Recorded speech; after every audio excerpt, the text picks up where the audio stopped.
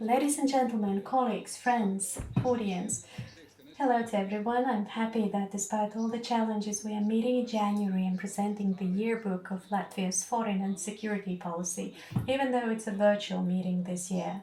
January is a very suitable time in order to evaluate the previous year and to outline the new year. In January, the Minister of Foreign Affairs presents his report, and the foreign policy debate takes place in the Saima. The year 2020 has reminded us that each year is unique, and it means that also we need to recalibrate our diplomacy in the international area. Poetically, we could say that each year is simultaneously a continuation of the previous year and a new beginning. In 2021, we celebrate 100 years since our international recognition, and it is also a reminder that our statehood and our development track is influenced by the national and international development. In the international area, we are witnessing transformation during the latest period of time. There are wide discussions about the presidency of Joe Biden, about the Navalny case, and more other issues. And we realize that behind those personalities, there are more fundamental issues that influence us. At the same time, we need to remember that foreign policy starts at home. Only a strong, consolidated, economically functioning state can be self-confident and competitive internationally, and therefore our homeworks never end. Also, regarding the issues that we are going to discuss today, namely the implementation of foreign and security policy, one of the home tasks that we find very important is also raising public awareness and mutual trust between policymakers and the society, and this is definitely one of the aims of the yearbook. The yearbook is available in Latvian in order to reach our society, and also in English in order to engage simultaneously in a wider discussion, and it is also a common task. And therefore, once again, in the beginning of this discussion, I would like to thank our partners, the Ministry of Foreign Affairs, that has been a long-standing cooperation partner. Of course, we have not always seen eye to eye, but I think our discussions have always been very fruitful and valuable. Thanks a lot also to the Parliament, especially the EU Affairs Committee and the Foreign Affairs Committee of the Saima, and also to our external partners, in this case the Friedrich-Ebert Foundation, who have been a long-standing partner and supporter in various projects. Thank you to the authors, thank you to each and every one of you who has provided constructive advice and criticism, both regarding today's presentation of the yearbook and other activities, because without the viewer, without the audience, the basic value, the basic contribution would not be reached. I'm very happy and very honored to have the Minister of Foreign Affairs with us today, Mr. Edgars Rinkēvičs. He has been our trustworthy partner and ally for many years, and I would like to give the floor to Mr. Minister so that he could outline the guidelines that will be definitely widely discussed next year in the Saima during the foreign policy debate. Mr. Minister, I hope you will reveal some secrets about this today, what to expect from these debates, and I hope you will also outline more precisely as to what we can expect from 2021 in terms of foreign policy challenges. The floor goes to you. Thanks a lot. Thank you, Mr. Sprout. Dear friends, on the screen that I can see, I see quite a few familiar faces. Mr. Kohls, Mr. Ambassador Liedis. I'm very happy to be with you remotely this time in this regular, traditional annual event, the presentation of Yearbook 2021 of Foreign and Security Policy. I believe this is an interesting and unique event. Although, if we go back in time, if we look back, then most probably we could hear ourselves saying that 2015 was unique, 2017 was unique, 2018 was unique for many different reasons. Say, unprecedentedly after the Second World War, we could see in 2014 the unlawful occupation of Crimea, the events in the Middle East, then in 2016 the Brexit referendum that nobody expected but that happened. And every time looking back at the previous year, we tend to think, so good that this year has passed, and so good that now we have a new year.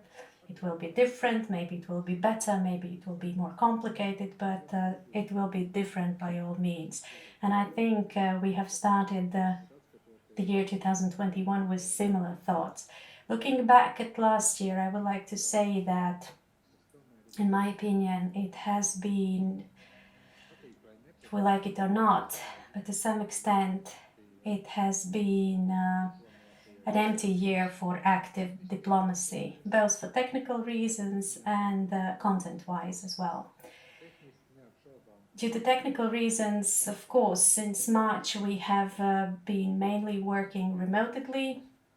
There have been very few meetings, and it has shown that for significant issues, remote solutions are not possible. Even though some people might think that finally we can save a lot of money and solve all issues digitally, practice has shown that it is not possible. Secondly, of course, this was also the election year in the United States of America. We were all expecting results.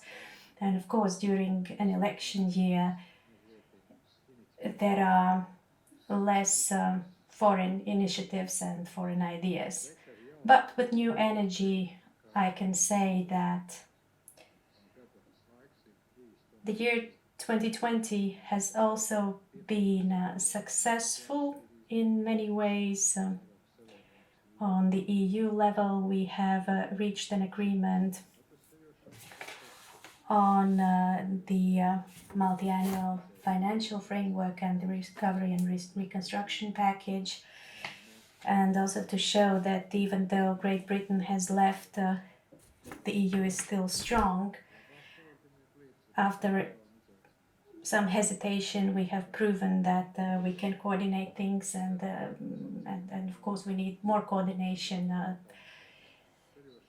on many issues like vaccination, distribution of vaccines, or travel.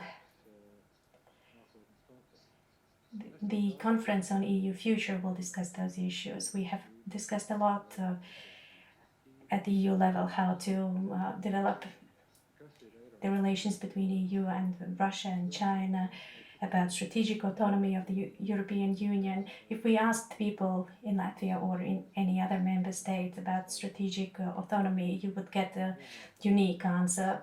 For some people, it is an almost military autonomy. For some other people, it is more an autonomy in terms of industrial issues like soft security. And it shows that there is a common understanding that Europe needs to take on more responsibility, not only in terms of economy and social issues, but also in foreign security and defense policy. However, there is still a long way to go, and I hope that this year, along with the conference on the future of EU and discussions in the Foreign Affairs Council, upcoming elections in Germany and France, these discussions will evolve, and we are going to see interesting turns. And therefore it is very crucial, and here I really hope to close cooperation with the Latvian Institute of International Affairs, that our strategic and analytical community, be it academic, political or journalistic community, to single out where do we see ourselves, where do we see our role in this discussion, and how do we see the ideas as to what a stronger Europe should be like. To some extent, I would like to say that we have started this year with different starting points. For those who have followed the elections in the United States and we're hoping for the victory of one candidate, are satisfied. Those who were following the elections and were hoping for the victory of the other candidate, they are not satisfied. That's how democracy works. But I think that the Biden administration is going to have a very difficult task. First of all, to solve those internal political problems that we have witnessed during the last period of time in America, and it will definitely take a lot of attention from the president and from his associates. On the other hand, there are many very important issues that need to be solved internationally. Maybe now it is too early to say how this or that foreign policy vector is going to evolve in the US administration, but I would like to stress that in Latvia we are very much interested in a very close relationship between the United States and the European Union. We are going to do our utmost in order to ensure that the EU and the US cooperate more closely. Primarily, of course, the most important issue is to make sure that the EU and the United States see things similarly with regard to China, secondly with regard to Russia, and thirdly the strengthening of principles and rights of international organizations is very important. And here I would like to mention the Paris Climate Agreement, the World Health Organization. Of course, for us, the US presence is very important here in this region, militarily, in terms of economy, and in this respect, I would like to see the Two Seas initiative to continue, which is a very successful project in terms of energy, digital issues, transport. Of course, I would like the NATO allies not to relax and to continue allocating 2% of the GDP to the defense budget, or even supersede this ceiling. Latvia will allocate 2.3% from the GDP this year. And in terms of NATO, I would like to see this year, and I hope the NATO foreign affairs ministers will have a discussion on this in Riga.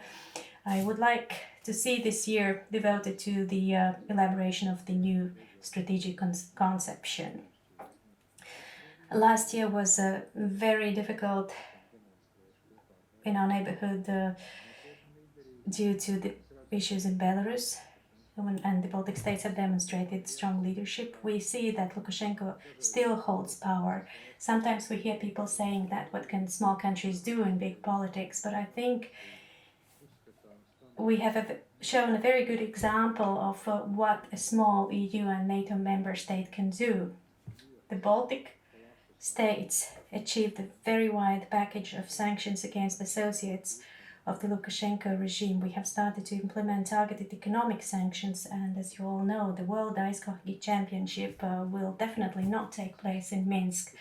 This has been reached within a few months due to very good cooperation, and had we not worked together actively with our partners from Estonia, Lithuania and Poland, partners from states that think alike, then I think we would not have reached this. However, this year we should not relax, because we see that the situation in Belarus is ongoing and still evolving to a great extent due to the support of Russia.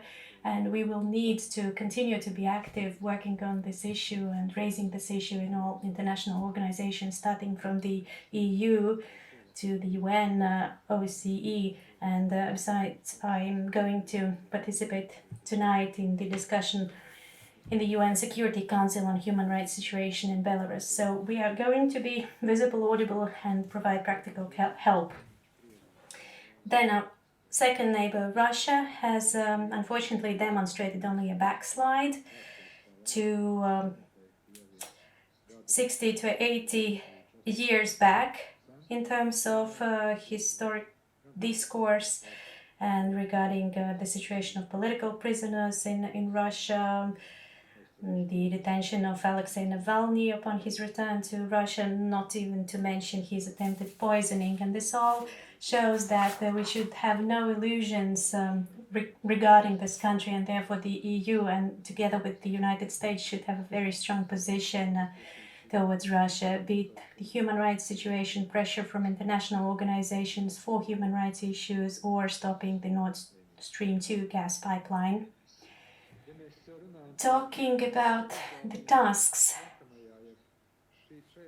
for this year, and on purpose I will not mention what I will say in my speech. I can say only two things. First of all, hopefully during this year we will exit the restrictions caused by the pandemic, and it poses new responsibilities both for the Ministry of Foreign Affairs and also colleagues in other ministries to renew as quickly as possible our economic competitiveness. The embassies are ready to assist our business people as soon as it will be possible. Secondly, last year has shown the best that our foreign service could provide in a moment of crisis by supporting our nationals, organizing repatriation. And I would like to express my gratitude to all colleagues from the ministry for taking part in this biggest organized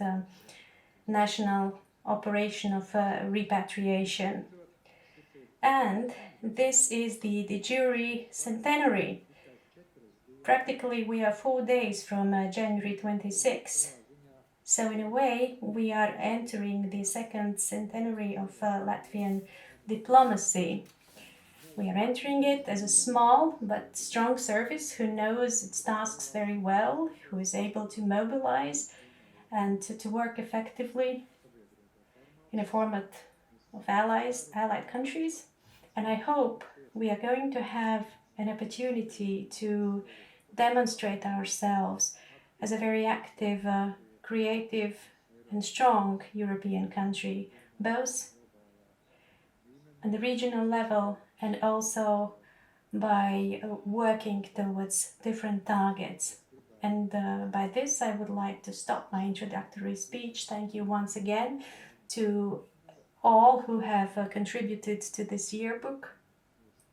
And thank you to the Latvian Institute of International Affairs for Good Cooperation. Thank you to the authors. I always try to go through the yearbook. Sometimes I borrow ideas from it. I especially like using those ideas when answering to parliamentarians. I see Mr. Calls here, and I think he does the same. He definitely goes through the yearbook in order to find ideas for his speeches. Thanks a lot, and I wish you successful discussions. Many thanks to the Minister of Foreign Affairs for this interesting, valuable, comprehensive and many-sided outline of what we could expect in the speech and this year. There were very many interesting aspects, and I really hope that the virtual yearbook is going to be read and some new ideas will come up.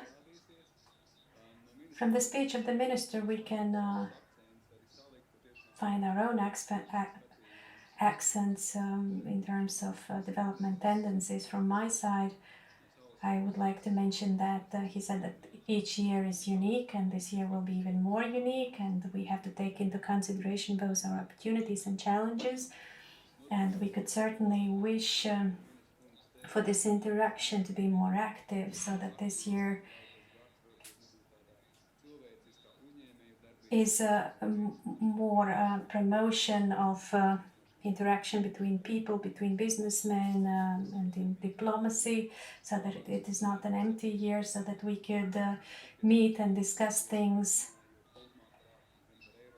talk about the development of Europe, to have a meeting in Riga of NATO ministers, so that ministers could meet and discuss issues that are very important, especially taking into consideration the new administration in the US, and also to resume business activities and to interact, because it all has an impact on our welfare.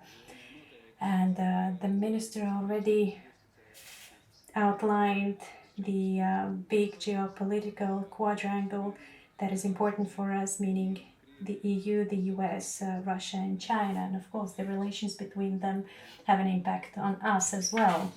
We need to take active part in this discussion on how these geopolitical actors interact with each other, with all other actors, because it has an impact on all of us. Once again, thanks a lot. And in order to implement this, it is very important to have an effective foreign service. Thank you very much for the activities in 2020, because there were several front lines, and this was definitely an international front line during the COVID pandemic. We are very grateful for this activity and for the cooperation, both to the Ministry and the whole Foreign Service, and I wish you all the best in 2021, and may this year be more unique and more positive. Thank you to Mr. Minister, and now I would like to give the floor to our second important ally and partner and actor for us, actor in foreign policy, the chairman of the Foreign Affairs Committee of the Parliament, Mr. Richard Scholes. Richard, the floor goes to you. Thank you, Andri. Thank you also to the team of the Latvian Institute of International Affairs. It is clear that the previous year has demonstrated a change of habits, and it can be seen also very well in the format of today's discussions, because it is very much different than during previous years in the opening of the Yearbook, and also the first foreign affairs debates in the Parliament will be held virtually, and it is a different context. Of course, in my speech I'm not going into detail about what is going to be widely discussed next week in the Parliament on the 28th of January, and I will not try to repeat my contribution from the Yearbook, because to some extent the audience and all people that are interested in the opinions of the authors of the Yearbook should be stimulated to have a better willingness to read. So, dear colleagues, I must say that we will most probably never forget the year 2020. And as Warren Buffett has said, only when the tide is gone can we see who has been swimming naked. And of course, we could paraphrase this. During a crisis, we can see all our mistakes because they are suddenly surfacing. It was a year when I think for the first time the whole world was suffering from something simultaneously, and mankind was trying to adjust to the new reality. The year 2020 also broke the truth a little bit, because it is difficult to survive the competition of fake news, and we also witnessed the vulnerability of democratic institutions, and not only that. Yes, but as people say, you should only say good things or nothing about those who have passed away. The year 2020 has shown what is what. Churchill, I would like to quote Churchill, he said, politics is the ability to foretell what is going to happen tomorrow, next year, and to have the ability afterwards to explain why it didn't happen. And I would like to give an impudent answer by quoting Churchill once again: never waste a good crisis. From everything that has happened last year and what is going on now and what will happen in future, we can draw lessons and hope. And I hope that through this tragedy and immense loss, Europe will come to some kind of renaissance. And even though we have had a feeling that time has stopped and that the only thing that matters is to stop this pandemic, and that other issues had become less important. Despite all of this, we need to do some preparatory work in order to go back to some normal reality. And I would also dare to say that our resources are not as tight, and therefore we can also address other issues in parallel.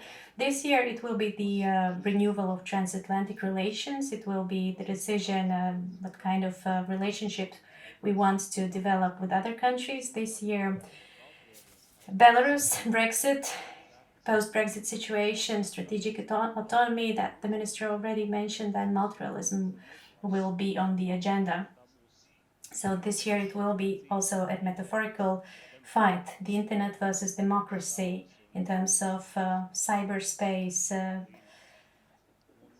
Twitter. Big technological companies have become quasi-governments deciding on what kind of information millions of people should see or should not see. This is more or less clear because it is happening right now.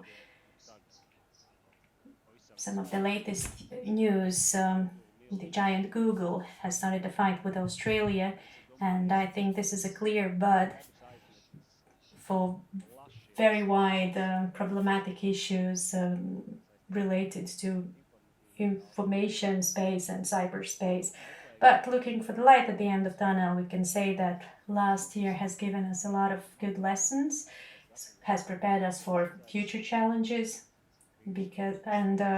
crisis makes many people cynical, pessimistic, passive, and I would like to quote another classic, Oscar Wilde, who has said that a cynic is a man who knows the price of everything and the value of nothing. But I still hope that we will not be carried away by cynicism, and that our panelists will not be too cynical in their assessments in a moment.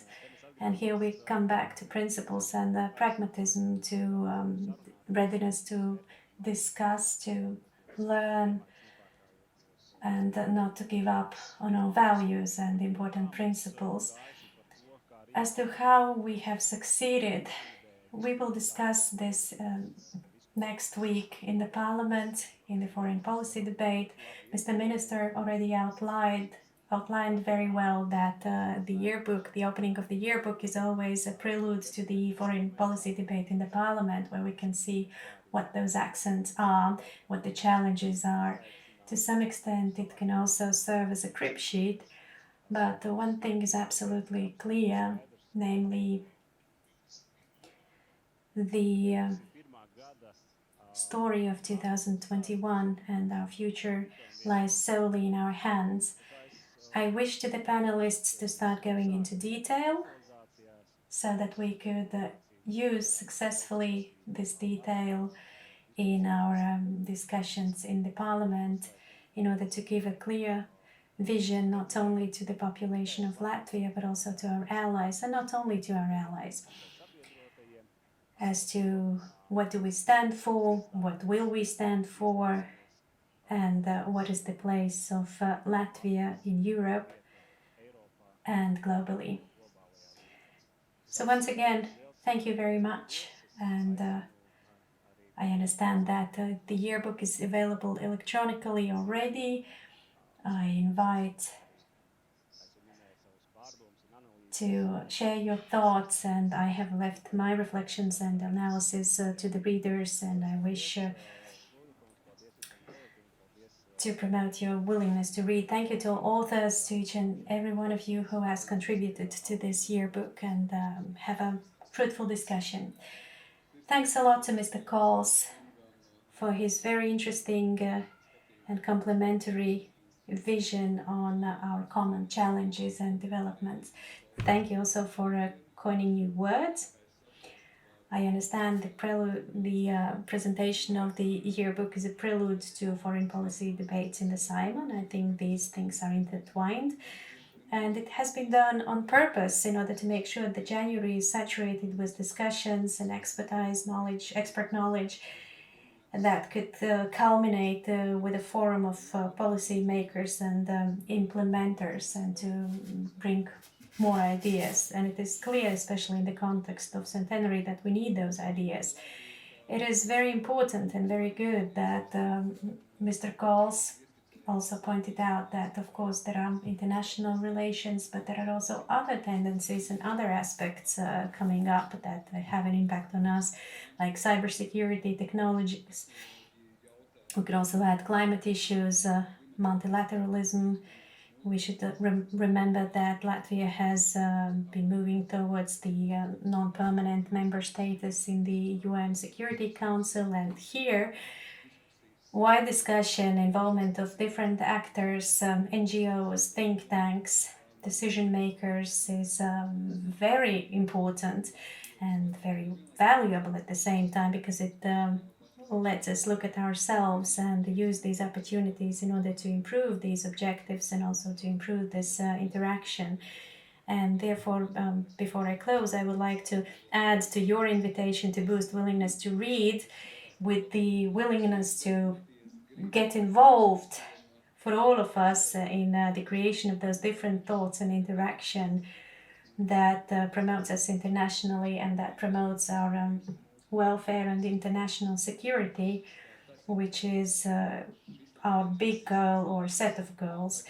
Thank you very much to Mr. Coles for wonderful cooperation and for valuable contributions. And of course, I wish you successful, intellectually creative virtual debates next week in the Saima. Thank you once again, and I wish you every success. And now we have come to the second stage of this prelude, namely the discussion. We already heard the invitation to be not only cynical, although I think it is valuable too, but also to contribute with recommendations that could complement our policy actions. And now I would like to give the floor to the researcher of the Latvian Institute of International Affairs, Mrs. Cynthia Broca, who has been actively involved in the creation of the yearbook. She has addressed authors. She's also the editor of the yearbook. Cynthia, please, the floor goes to you so that you could present our honorable panelists and to start an interesting, successful, dynamic discussion. Cynthia, please. Thank you to Mr. Sprudz. Thank you to Mr. Rinkevich and to Mr. Coles for your valuable contributions that will serve as a wonderful starting point for today's discussion. Dear viewers, welcome to the presentation of the yearbook of 2021 of the Latvian Foreign and Security Policy. This is the 8th edition of the yearbook, but for the first time we are meeting in such a composition. However, I am certain that this will not have an impact on the significance of this discussion.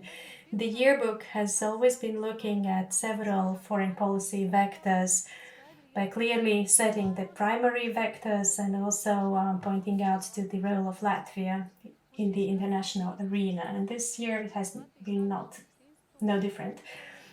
We have trusted professional authors, inviting them to assess the foreign policy events in 2020 and to give their recommendations for 2021. The range of themes and also the range of authors in this yearbook is very wide, and I would like to invite the audience to visit our homepage in order to download a copy, either in English or in Latvian. Have a look at it, take part in our discussion, and please also send in your questions. And now, without further ado, I would like to introduce the panelists in alphabetical order. Una Alexandra Berzina-Cherenkova is a wonderful colleague of mine in the Institute of International Affairs, where she's the head of Asia program. She's also the head of Riga Stradinci University China Studies Center. Hello, Una. Hello, colleagues. Hello, Cynthia. Imants Liegis. He's senior fellow of the Latvian Institute of International Affairs. He's also a member of the advisory board of the European Leadership Network. But not only that, he has a very broad diplomatic experience. Imants is the former ambassador of Latvia to France, Benelux countries, NATO, Spain, and the EU's Political and Security Committee. He is also a former Minister for Defense and former Minister for Justice of Latvia. Imants? Yes, thank you, Cynthia. I'm happy to join you. Wonderful. And I'm very honored to welcome Mrs. Gunda Reir, who is the advisor to the Minister of Foreign Affairs and the director of the Center for International Studies. Hello, Gunda. Hello, Gunda. Hello, everyone. I'm happy to see you in this format as well. Great. And before we give the floor to our panelists, in order to see how the international environment impacts our national interests and foreign policy, I would like to invite all the viewers to take part in this discussion. During the whole discussion, you have an opportunity to send in your questions through the application Slido. By entering the code 63142, you will be able to send in the questions to me and I will address them to our experts. But now let's go to the discussion. The year 2020 has been passed under the sign of COVID internationally. And Gunda, please, could you tell us your evaluation of the climate of transatlantic relations last year? Yes, hello once again. Let's put it like this.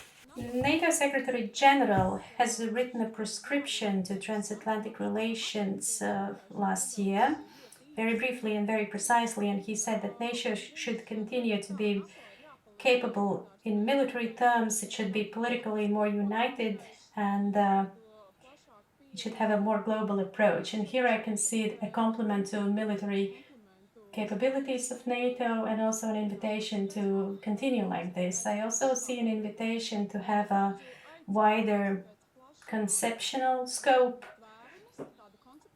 As the Minister of Foreign Affairs already said, this is of course the task for next year, namely the new strategic concept of NATO and also some thoughts about NATO 2030. But in this recipe, in this prescription, we also see a warning with regard to internal policy climate. It is a warning about what the political divisions could bring. And I think it is extremely interesting also from the point of view that usually we are talking about transatlantic relations in terms of institutional capabilities. We are talking about availability of financing, but here we are speaking about the atmosphere, the internal climate. And I must say, it is interesting, but it is not untypical, because it is a very big subject in the military. Those who know me are aware that I like to quote The Art of War by Sun Tzu. When I was studying in Berlin, I had an in-depth course on this, and I'm really fond of it. I have taken it with me. In chapter 3, he talks about 5 essentials for victory in military strategy, and believe me or not, one of them says that he will win whose army is animated by the same spirit throughout all its ranks. So here we are talking about this internal unity, solidarity, internal climate. Well, let's say the spirit. This is nothing strange in the military. And I believe during the coming year or several years, it will be one of the most serious challenges and tasks in transatlantic relationships. In terms of security, of course, it does not exclude discussions and exchange of opinions, because progress is not possible without exchange of opinions and discussions. But it is very important that in the process of designing the new strategic concept, there is a common understanding of threats between the partners of the alliance. It is very important for Latvia as well, especially if we speak about relations with Russia, financial priorities, operational priorities, and policies. Well, there are catalysts or trigger points that might hamper this political unity or this internal transatlantic political unity. There are several main issues like China issue, the Russian issue, also the issue on the EU role in the future of transatlantic relations. But of course, there are more than that.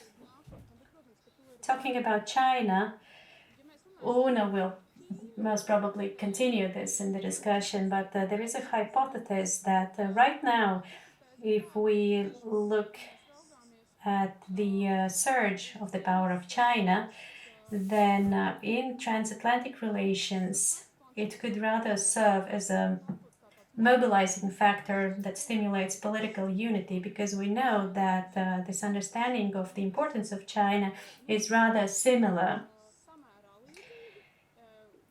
And even though we have been speaking about this surge of power for quite a long time, it appeared on NATO agenda only recently, and we also know this formulation that China is a cooperation partner, economic competitor, and a systemic rival.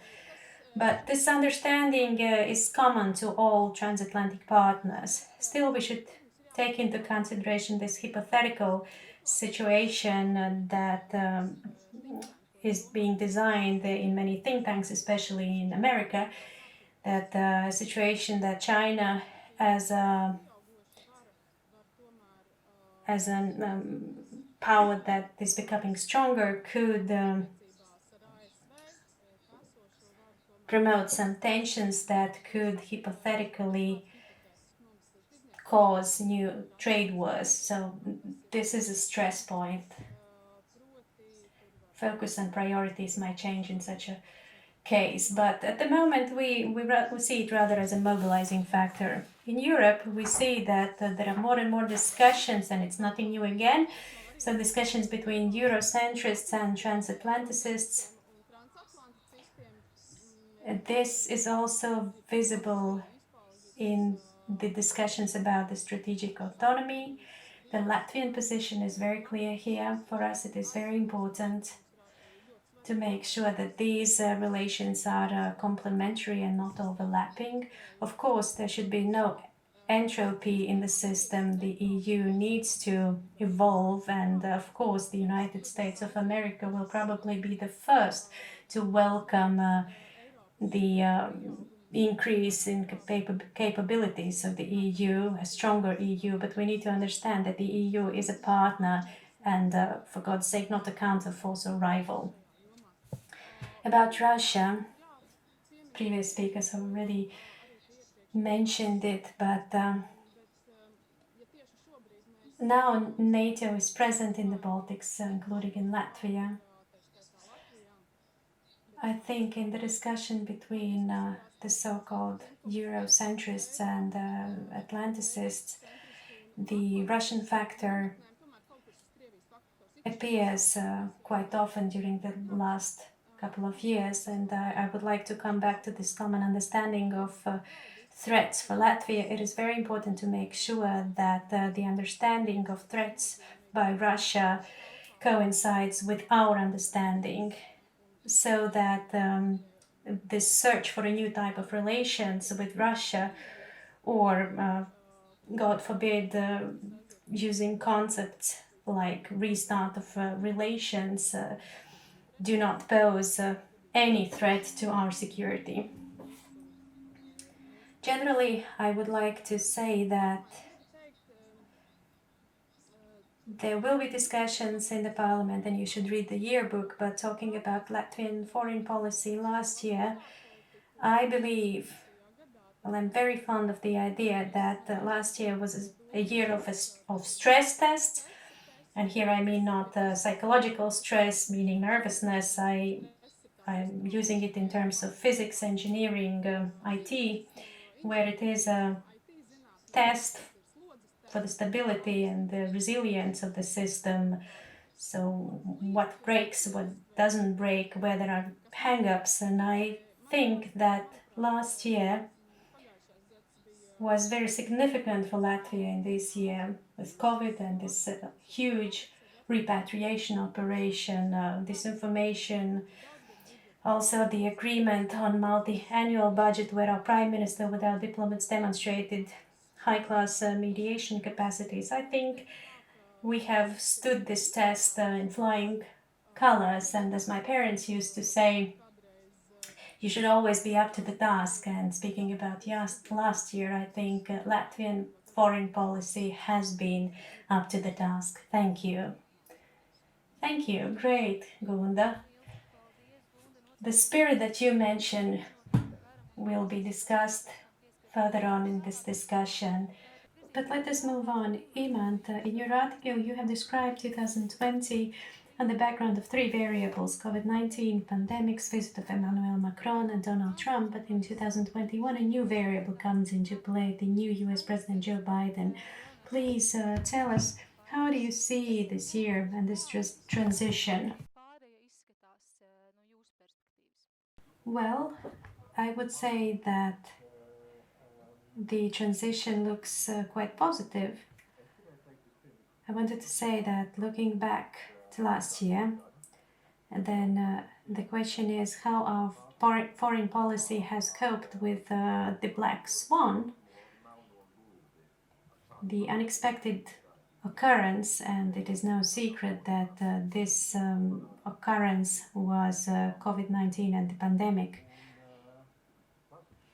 As the minister already mentioned, it meant that last year was practically an empty year in diplomacy, but at the same time, it is clear that this pandemic has had an impact on diplomacy, both in terms of content and form. Speaking about the form, at the end of my diplomatic career, undoubtedly the methods of diplomacy have completely changed. During the first half year, it was already very much visible. So some things needed to be finished. And if we look at the content, then of course there was an impact on both security issues in the context of NATO and also on EU affairs. If we look at NATO, then last year there was a large exercise planned entitled Defend Europe, and instead of 20,000 US soldiers, only 6,000 US soldiers took part in the exercise, and it was rather significant consequences because it was not possible to test very important principles regarding military mobility, namely the transfer of US forces from the United States of America over to Europe, how to ensure movement of those forces in the EU. And this was transferred, of course, to this year. And it will be one of the challenges, of the biggest challenges this year, namely how to strengthen NATO presence, and especially looking at how to test it during a period of crisis. Secondly, as we have already heard, there was a big challenge to agree both on the EU multi-annual budget and also on the recovery fund, which was new due to the pandemic. And I must say that there was a rather big success. As Gunda already mentioned, our Prime Minister demonstrated excellent diplomatic capacities regarding the multi-annual budget, on issues regarding values and justice in member states. And therefore, I would like to say that last year our foreign policy was both. It was stable and at the same time flexible, because we stood the test that came along with the black swan, and also we could react swiftly to some events, especially as it was already mentioned in relation to this repatriation. If we are looking at this year, then definitely the issue regarding the pandemic has not disappeared. Today the heads of EU member states are discussing issues related to the production and supplies of vaccines to the member states. There is an issue on the vaccination pass, and of course it also is related to the free movement, both beyond the external EU borders and internally between EU member states. And as we could see, there could have been security repercussions in case, for instance, in case of conflict, there was a military movement was made impossible due to the closure of borders. Undoubtedly, we need to make good use of the means of the recovery fund. It is extremely important to define our priorities internally. It will be a wonderful opportunity to introduce structural changes and reforms. And we need to remember that the EU rules state that there should be both a green component and also a digital component. So here we see great opportunities, but at the same time it will be important to look at the country as a whole and not at each sector individually. Talking about the role of Latvian challenges, here undoubtedly in the context of EU, the Franco-German driving force is very important. We have traditionally in our foreign policy given preference to Germany, but now, after the visit of President Macron in Lithuania and Latvia, we have an opportunity to foster closer cooperation between the Baltic states and France. And I would even say to try to forge cooperation between the Baltic states, France and Germany collectively. Before I close, I would like to say that perhaps we are not yet in the shelter, as the minister said in his interview in October, but we are still in barricades, in a sense that we have barricades virtually meaning that there is NATO presence with tanks, with Air Force units,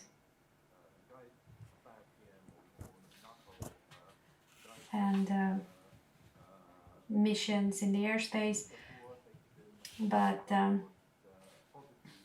taking that into consideration, I'm positive about Latvia's opportunities in terms of international affairs this year. Thank you. Thanks a lot, Tim and Una. As you can see, we are gradually moving to you. If I may say so, How does this EU foreign policy, this transatlantic relations, the new US administration, the Latvian foreign policy in this direction, how does it look from the point of view of China? Coming back to your first question about what it means for Latvia, I would like to start with good news, then add some regrets, and end on an optimistic final note. At the end of 2019, we all heard and also expressed doubt that Russia and China could use the COVID-19 crisis in order to approach each other and mutually strengthen their agendas, their narratives, including also here at the Baltic Sea. But looking back at this year, we see that it has not come true. Both of these actors have moved along separate ways, more or less. Another fear did not materialize that we were talking about a year ago, namely that China would grow its soft power globally and in our region due to COVID. Surveys show that China has lost some of its appeal rather than gained. So this black swan has not been successful for China. And now about the regrets. The minister said, and he has written in his article, that Latvia sees the potential to continue to improve the effectiveness of the EU by engaging and strengthening the organization in terms of the union of values and justice. And it is clear that the China direction is one of the opportunities to do so, to improve the effectiveness of the bloc. Unfortunately, due to COVID, the planned 27+1 summit did not take place, and that should have been a demonstration of EU unity vis-à-vis China. Also, the comparatively good news at the end of last year, namely the signature of the comprehensive trade agreement with China, actually is still not significant news, because we still don't understand how realistic it will be to fulfill the requirements set by the EU to China. It is about the equal opportunities of EU companies in China, and also about forced transfer of technologies. Even though we are not very deeply economically involved with China, in reality, the outcomes of these agreements will have an impact on Latvia. But as I already said, my final note is going to be optimistic. The direction set by Latvia in 2020 in terms of strengthening relations with Asian and Pacific countries on the whole can be supported. Also, the balance of Latvia as to which issues should be dealt with in the context of the EU and which bilaterally can be supported. Of course, within the EU context, the strategic partnership with ASEAN is an opportunity also for Latvia, but of course without the element of naive economic hopes that motivated us in the period after 2010. Thank you. Thank you, Una. Probably very many of the ideas that have been voiced will be discussed again as we come back to them. But now let's go back to our experts. This year, we in the Latvian Institute of Foreign Affairs have made a little experiment, and we tried to include also a chapter of you from the side. At the moment, in the yearbook, you will find 2 articles evaluating the regional context and transatlantic relations, and one of these authors, our ally and colleague from the United States, Professor Daniel Hamilton, also took part in the yearbook, and he has a message for us. Clearly, the biggest challenge we have is how we lead our societies and our economies from sickness to health. That's our common challenge. It's a global challenge. It's not going to happen unless the transatlantic community comes together to mobilize against the pandemic and to restart our economies. So the kind of partnership we need is one that will work together to enhance our prosperity, to protect our societies, to advance our values, and to forge global coalitions to take on global challenges. In terms of what that might mean for Latvia, I hesitate to give advice, but I think Americans would welcome Latvian contributions that make Latvia a strong voice for a more capable, outward looking, Atlanticist Europe that can be America's counterpart on a whole range of challenges and not get distracted by those who say Europe should build itself as a counterweight to America. We are deeply intertwined with each other. The idea that we somehow can break away and go our own way is an illusion on both sides of the Atlantic. Only together are we going to have the leverage to protect our values and to advance our interests. I think in the region itself, in the Baltic region, Latvia has already shown it is a strong voice for these principles. And I would hope that we come together again and pay attention to how to create a more stable and prosperous Baltic Sea region, how we can deal together with the challenges to democracy we see in your neighbor Belarus, the ongoing challenges in Ukraine, and simply the vast eastern spaces of Europe beyond the EU and NATO that are still violent, turbulent, and people don't know where their future lies. We need to reestablish our partnership to address those issues with those people.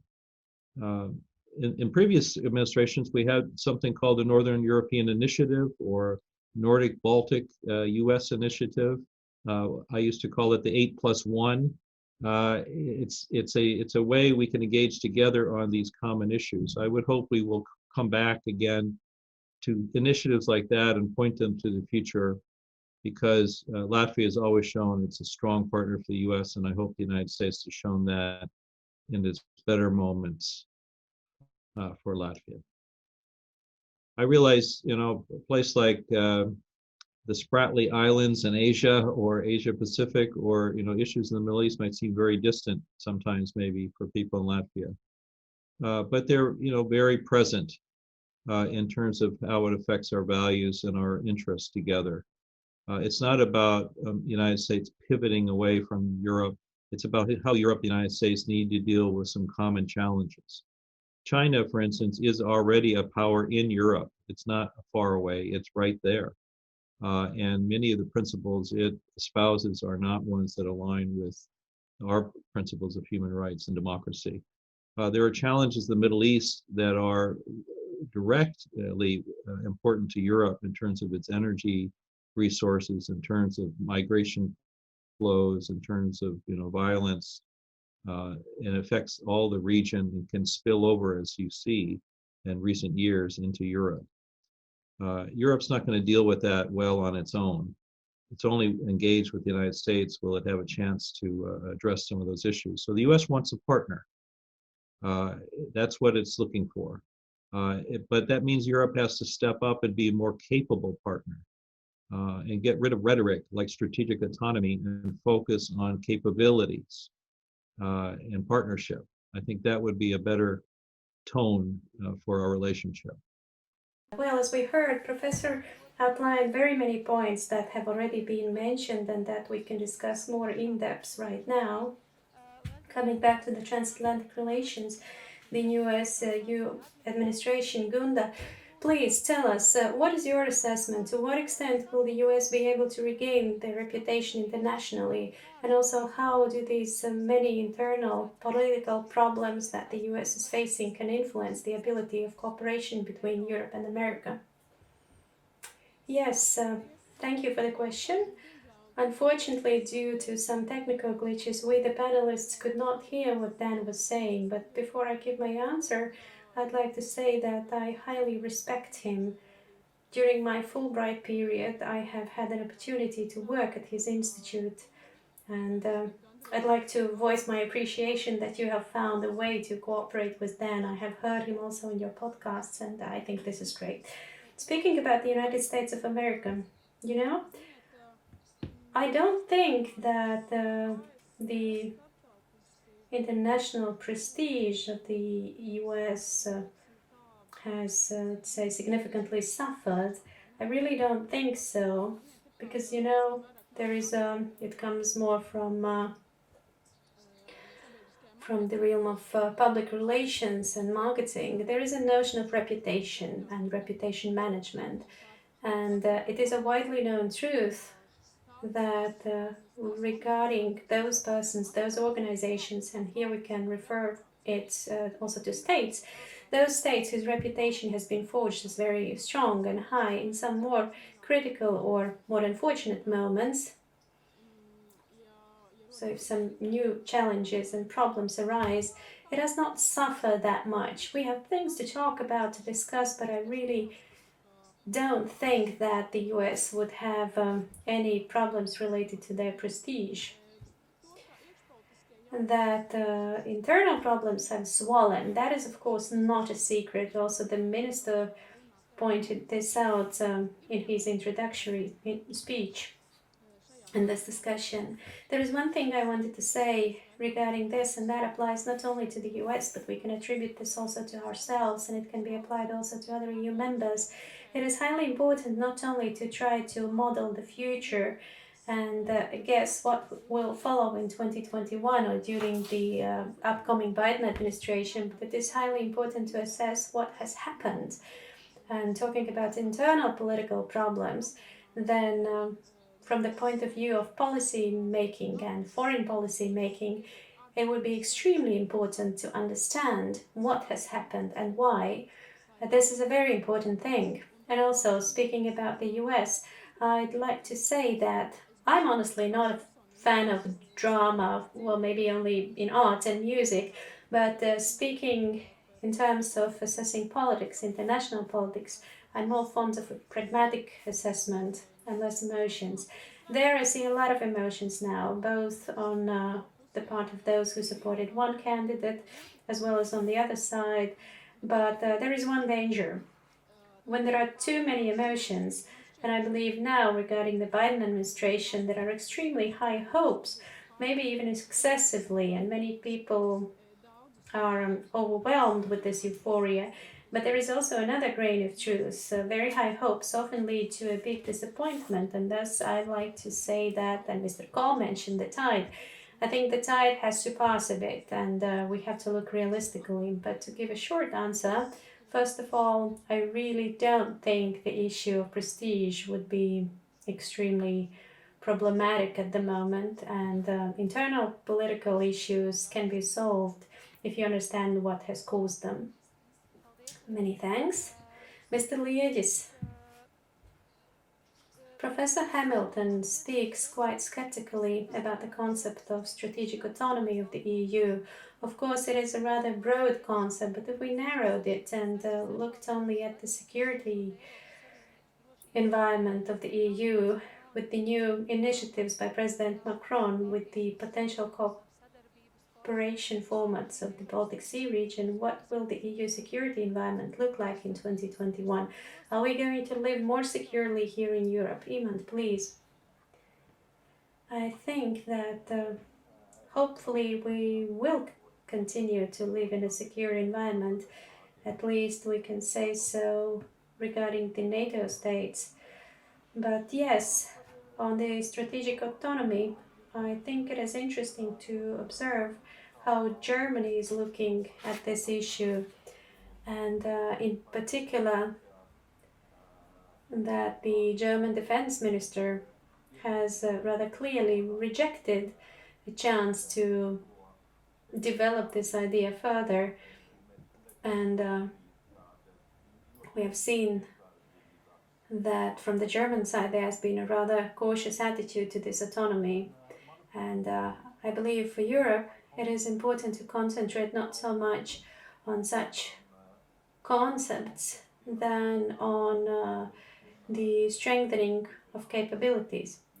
Because here we speak both about budgetary issues within NATO and the related demands from the United States will not decrease by all means, regardless of the change in the administration. These are permanent demands from the US, and they are justified, aren't they? We are in the leading position, as the minister already pointed out. This year, our defense budget is going to be 2.3% from the GDP, and this is high, right? And therefore, it is very important to try to increase also the capabilities of European partners and their financial support for defense. And here, Germany has sinned. Hopefully, we will be able, together with our European allies, to help persuade Germany both to allocate more financing to the defense sector and not to shy away from getting involved in the EU and NATO policy of defense and security, where we have seen a rather big caution from Germany. And I still remember the famous quote by former Polish Minister of Foreign Affairs that he, and here I paraphrase, that he was rather afraid of German non-activity, namely that Germany was not going to act, rather than that Germany will act.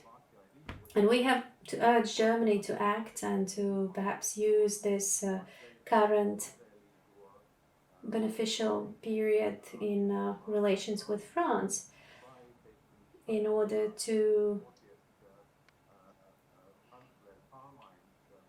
urge this year, when the Chancellor is going to change in Germany, to engage more in the making of policy of security and defense, but forgetting about the issue on some kind of European strategic autonomy. Thank you.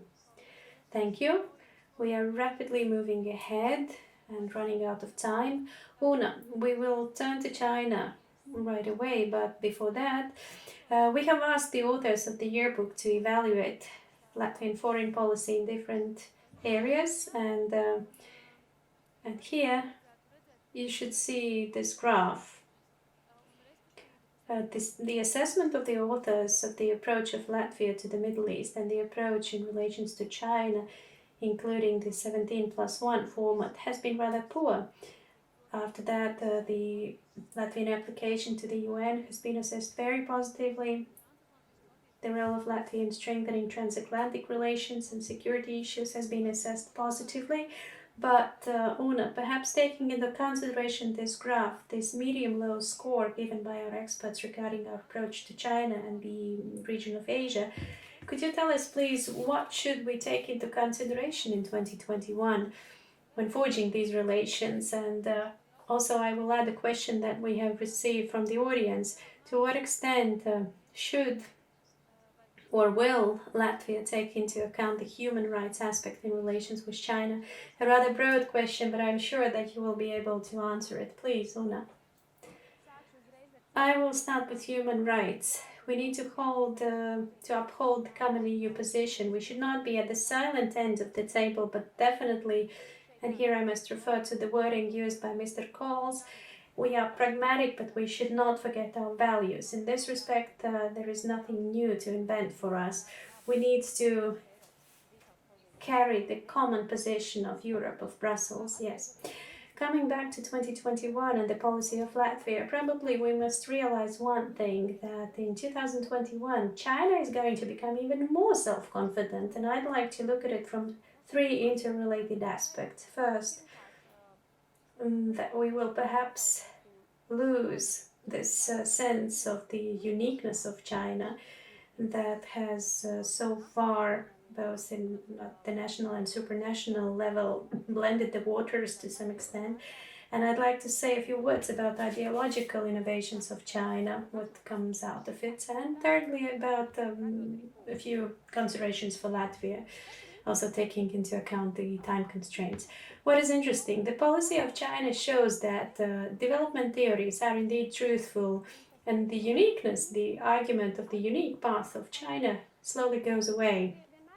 China has always challenged development theories. For instance, privatization has been regarded as the cornerstone of development. China has grown without privatization. Now China is getting on the path of privatization. Trustworthy and open institutions are believed to be a cornerstone for development. China has followed its development path and reached economic results without any trustworthy institutions. Now China is trying to deal with that, trying to find some kind of a balance between a closed type of system and the trustworthiness of institutions. And thus we see that the development path is actually not as unique as we all have thought. Secondly, at the beginning of the second COVID year, it is interesting to look at Chinese ideological innovations. First, we see that China emphasizes bilateralism and not any kind of bilateralism, but bilateralism vis-a-vis superpowers. And it says it boldly and precisely in the concepts of Xi Jinping. And this may seem really bad for Latvia because these bilateral relations are always asymmetrical with China, but in reality it has led to the opposite effect, and it will also lead further. Because as Gunda already mentioned, the demand for a common position has grown both in the context of NATO and the EU, and this is good news for us. Thus, on the one hand, the surge of China to have bilateral relations with superpowers has led to a response in the West saying, oh, we need to consolidate our opinions. And this is also a unifying element in the new NATO 2030 analysis and recommendations written by a reflection group set up by Secretary General of NATO. Namely, that China is a unifying factor. What do we do with China? Referring to what Gunda said, it is not only in the context of NATO, but also outside NATO. Let us mention Australia. And now back to Latvia.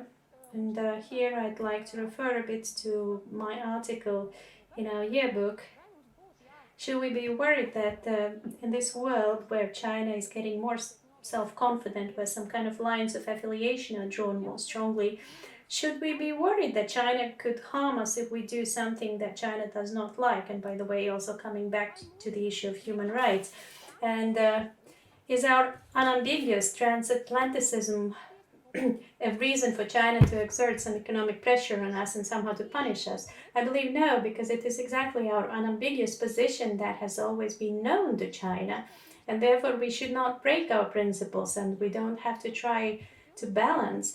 It is absolutely clear what we belong to, and in this respect the election of Joe Biden is a good news for us, and therefore the only problem that such an external actor can create is the promotion, the use of mutual competition between the Baltic states, like saying if you don't do as we want, then we will go to your neighbors. And here, coming back to what Mr. LIIA said, I'd like to say that the unity of the Baltic states is also a cornerstone of our stability. In fact, we strengthen each other internationally. A very simple example, France is getting reproached that it has remained one-to-one with problems in Mali, for instance, that there are human victims. And who do they mention? They are saying we are supported by Estonians, we are supported by the Baltic states. Thus, through the Baltic states, they believe in solidarity, a wider solidarity. The same goes for the position of Lithuania vis-à-vis Belarus. Again, a common Baltic stand where we amplify each other's position. So these are the points that I wanted to raise on the common subject of China 2021 and the response of Latvia. Thank you. Thanks. We also have questions on the lessons learned by Latvia from the conflict in Nagorno-Karabakh, on the role of Russia after the upcoming elections in Russia at the second half of this year, on economic aspects and Latvian economic diplomacy. Perhaps keeping in mind these questions, I would like to ask Mr. LIIA to sum up. Mr. LIIA, what do you think? What would be the main foreign policy objective for Latvia in 2021, and with what instruments could we achieve this objective? Well, the main objective, in my opinion, would be stability, to maintain our allied forces here on the ground and to promote, ensure military presence, to renew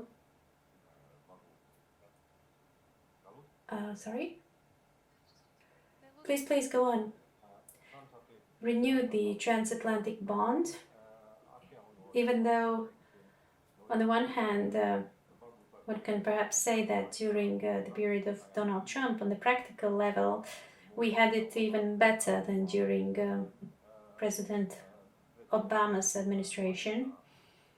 And I think, as I already mentioned, we should try to strengthen our relations with France, considering the undoubted leading role of President Macron in Europe at the moment, and the fact that we had his visit in September last year, that in a couple of days we will celebrate the centenary of the jury recognition.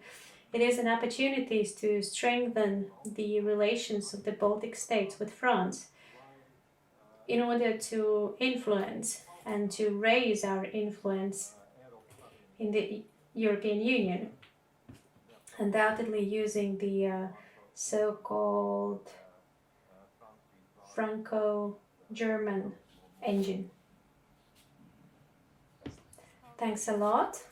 There is another picture I'd like to draw your attention to. Every year we are making a cloud of words with our visitors, but this year this cloud has been created based on the opinions of our authors and experts, and we can see that the biggest accent is on what should be considered next year is transatlantic relations, security, China, Canada, disinformation. Gunda,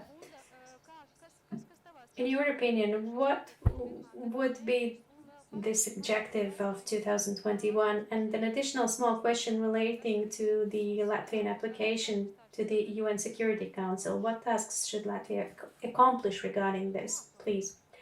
Yes, thank you. I will not name specific tasks because I'm fond of systemic thinking. We are a small country. Many people tend to criticize this thesis, but this is how it is. As a small country, we need to be aware of our opportunities and also our limitations, and also the golden card that is always worth betting on, namely international justice, multilateralism, to some extent what Imants just mentioned about strengthening cooperation and ties. This is what makes us secure. This is a guarantee to our welfare, growth, our national interests. Therefore, talking about the upcoming year or years, I'd like to say that we need to take care of this international justice or the rule of law as a value, and of cooperation with our partners, close ties and very trusted ties with our partners, both here at home and internationally. Which also means that our task is, of course, to be watchdogs to some extent, and also to follow international events. Also in this area, to see where the bonds of multilateralism are getting weaker or where international justice is threatened. This is our task, including in our own interest. And if I started my intervention by mentioning the stress test, then I'd say that also next year, knowing all the benefits that all our services and foreign policy capacities can provide in a critical situation, we need to continue to build on this capacity, both intellectually and operationally. We must be what is called a small dynamic nation, because this is the genre how we can act best in the international arena. We shouldn't be afraid to become aware of all threats, both in the region and the EU as a whole and internationally. We must be aware of them, but we shouldn't be afraid of them either. Because if we are well prepared, then we can respond to very different challenges. On the UN Security Council, it is an extremely ambitious goal. It links to a great extent to what I said before, that is justice, multilateralism, very high level new type of forging contacts and ties. Of course, it's a much greater involvement in global processes, including development cooperation. So these are the tasks for the next year on the road towards being a candidate and hopefully election to the UN Security Council, the status of a non-permanent member. But it should be also said, and the Foreign Service has never kept it silent, with this candidature, we have never ceased to remind that the composition of the UN Security Council and this whole principle is outdated because the world has changed very much since 1945, and thus we must try to talk in parallel to this process about reforming the UN Security Council. There are many different ways how to do that. I think we could devote a whole discussion to this subject, but it's a very complex task. Yes, thank you. Many thanks to you, Gunda, Ima, and Una, for your contribution to today's discussion, for your contribution to the yearbook. Thank you very much to our distinguished audience. Unfortunately, the time allocated to this discussion is up, but please familiarize yourself with the articles, the yearbook, and read more broader analysis about many more themes which are more important for the foreign policy of Latvia. Thank you to all our many authors, our supporters, once again to the Ministry of Foreign Affairs of the Republic of Latvia, the SIMA, the Friedrich-Ebert Foundation. Thank you also to Delphi for making this discussion available to all of you. Please follow our activities. Our work does not stop here, and we are always available to you and ready for discussion. See you soon, online or hopefully face-to-face. Goodbye.